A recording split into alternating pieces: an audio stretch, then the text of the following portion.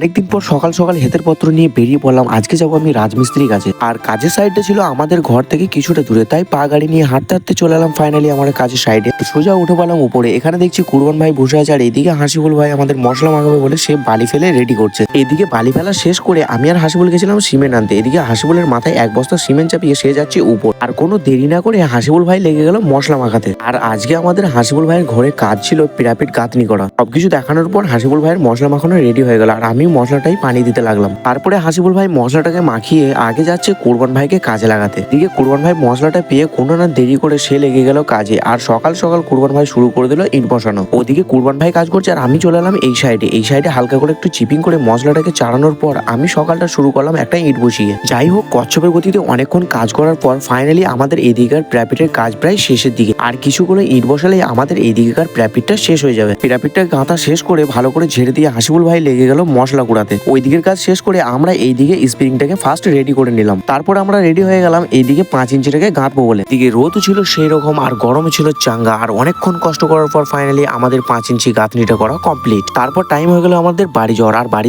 যাবো চিন্তা ভাবনা করে আমরা সবাই মিলে লেগে গেলাম কাজটাকে শেষ করতে। আর আজকের কাজ আমাদের এখানেই শেষ। তো চলো দেখা হচ্ছে নেক্সট একটা ব্লগে।